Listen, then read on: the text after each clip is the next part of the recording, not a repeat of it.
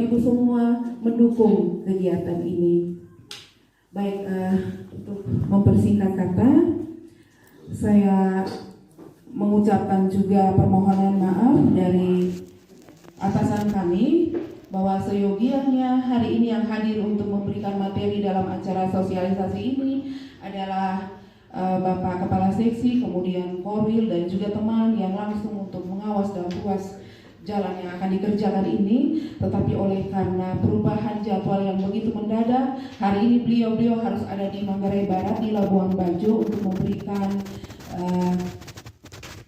materi atau juga langsung bertemu dengan pihak pemberi dana dari PPSMI, sehingga beliau menugaskan kami untuk hadir di sini.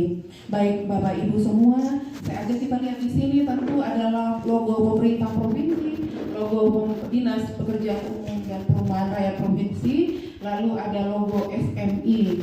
Nah, kenapa saya mengajak kita untuk memperhatikan itu semua? Saya kembali tadi yang diutarakan oleh Bapak Camat sejak awal bahwa kita harus bangga bahwa pemerintah kita saat ini berani memberikan terobosan untuk mewujudkan visi pemerintahan saat ini, yaitu NTT bangkit mewujudkan ada 5 misi yang sudah dijabarkan. Tetapi kehadiran kami di sini dari Dinas Pekerjaan Umum untuk sebagai eksekutor bidang fisik, yaitu pada misi yang ketiga, yaitu meningkatkan ketersediaan dan kualitas infrastruktur untuk percepatan pembangunan. Bapak Ibu, kita lihat pembangunan itu bukan hanya pembangunan jalan, tentu ada perumahan, ada air bersih, ada penampung air dalam bentuk bendungan atau embung-embung, lalu kesehatan, ekonomi dan sebagainya. Tentu semua aktivitas menjadi lancar. Mungkin kita semua rasa kalau dulu jalan ini belum diaspal, belum ada urpil, tentu waktu tempuh sangat lambat. Kalau waktu tempuh lambat, tentu biaya operasional kendaraan juga meningkat. Lalu segala urusan itu menjadi terhambat oleh karena kondisi jalan yang tidak betul. Lalu saya juga dengar Bapak Camat menyampaikan bahwa beberapa waktu yang lalu ada rujuk seorang ibu yang akan melahirkan, akhirnya harus melahirkan di jalan.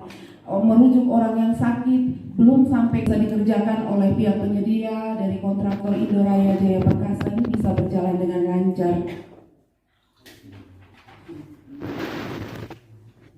Jadi program Bapak Gubernur kali ini yaitu untuk menuntaskan jalan provinsi dari kondisi yang tidak mantap menjadi kondisi mantap, sehingga dilakukan terobosan pinjaman daerah untuk pembangunan jalan. Oleh karena apa, Bapak Ibu? Yaitu karena keterbatasan fiskal daerah.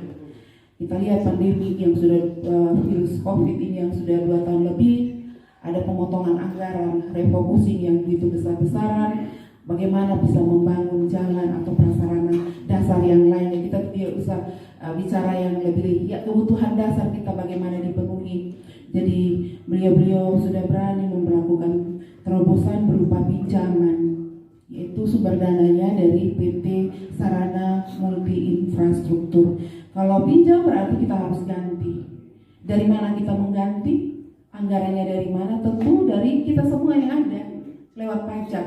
Bagaimana kita bisa membayar pajak? Tentu setelah kita menikmati kondisi jalan yang baik, prasarana yang baik, yang bagus, maka secara langsung tentu ekonomi perputaran uang bisa menjadi lebih lancar, lebih baik. Maka secara sederhananya dari ekonomi yang baik tentu kita punya kesanggupan untuk membiayai atau membayar hutang itu. Jadi kami ada di ruas jalan Waiklam Buliung Boras, kami sudah ketemu dengan full kami tangani, tetapi setidak-tidaknya bisa sedikit memperbaiki dari kondisi yang tadi dikatakan tidak mantap menjadi lebih mantap. Jadi catatan PR untuk kami, tapi kami juga mengharapkan pengertian dari semua yang ada bahwa NTT ini sangat luas. Kami hadir di sini bukan hanya kami. Hari Senin kemarin itu satu bidang itu boleh dia katakan kosong. karena semua tim bergerak, ada yang menuju di daerah Pulau Timur dan Alor, lalu ada tim yang di Pulau Sumba dan Sabu, kemudian kami di daerah Flores. Semua tim turun untuk melakukan hal yang sama. Maka dalam keterbatasan anggaran kita sudah berupaya bergerak dengan semaksimal mungkin. Kami di sini mungkin ada yang sampai 7-8 hari bahkan 2 minggu, karena Bapak Ibu informasi bahwa kegiatan sosialisasi ini jalan, tetapi langsung juga dengan pendampingan perencanaan untuk tahun mendatang. Jadi perencanaan ini kita buat bersamaan waktunya karena kita berusaha untuk meminimal pengeluaran anggaran. Jadi ketika dilakukan kita jalan itu langsung 2-3 tugas kita lakukan bersamaan. Lalu setelah sosialisasi tentu akan ada pematokan awal. Jadi di dalam tahapan pelaksanaan secara fisik ada yang namanya perencanaan. Setelah perencanaan sebelum fisik dimulai tentu akan ada pengukuran awal untuk menyesuaikan ada perubahan kondisi di jalan atau ada pemindahan ruas oleh karena kebutuhan dan sebagainya, itu akan diadakan penyesuaian. Waktunya adalah sekarang.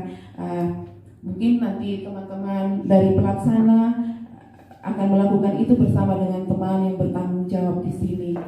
Ya, jadi mungkin sekaligus saya memperkenalkan teman yang ada di sini, Bapak yang ada di sini adalah dari pihak pelaksana dari kontraktor Indoraya Jaya Perkasa.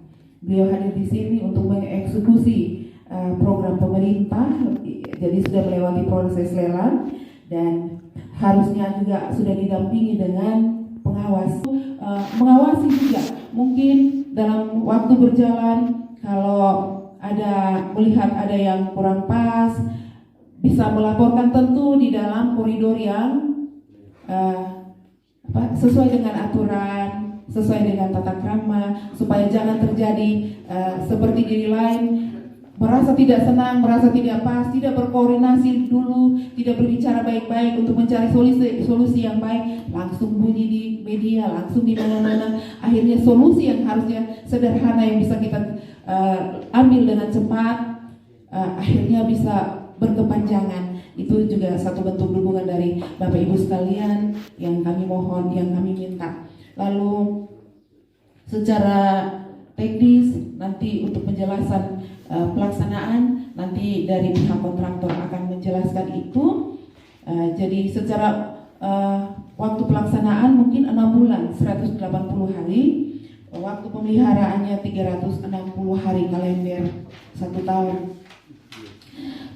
Tentu kami di dalam melakukan pekerjaan ini punya target tersendiri, indikator yang kami targetkan, yaitu tadi saya sudah sebutkan di awal, kalau kita tingkatkan kondisi jalan ini dari yang tidak mantap menjadi lebih mantap, tentu waktu tempuh akan berkurang.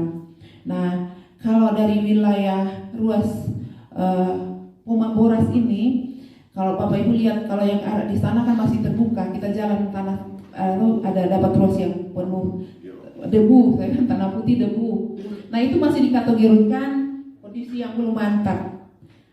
Kita prioritaskan untuk menutup jalan yang masih terbuka itu, karena dengan pembiayaan yang besar, kalau kita biarkan dalam waktu 1-2 tahun, tentu ketika hujan turun lalu terlindas roda kendaraan, maka akan sangat cepat rusak. Sangat cepat rusak ini tanda kutip bukan berarti bahwa kita asal kerja saja, asal ambil material kemudian kita timbun. Itu namanya GO, grading operation. Jadi material itu dengan gradasi tertentu, kemudian bagaimana asalkan bisa mantap untuk dilalui sehingga waktu tempuh berkurang, keadaan ekonomi bisa membaik sambil berupaya untuk menutupnya. Ini yang menjadi prioritas dari kami. Sehingga kalau nanti sebentar dalam diskusi bukan saya langsung batasi, tentu kami juga akan menerima masukan dan kebutuhan dari semua yang ada di sini, tetapi kami sampaikan lebih dulu bahwa mungkin yang menjadi prioritas kami harus menutup kondisi jalan yang GO Opil itu dengan aspal. sambil kami juga akan melihat spot-spot tertentu yang rusak yang sangat urgent untuk kita lakukan pembenahan perbaikan, itu yang akan dikerjakan gitu Pak. Ya. Lalu di dalam pelaksanaan nanti ada beberapa aspek penting yang perlu untuk kita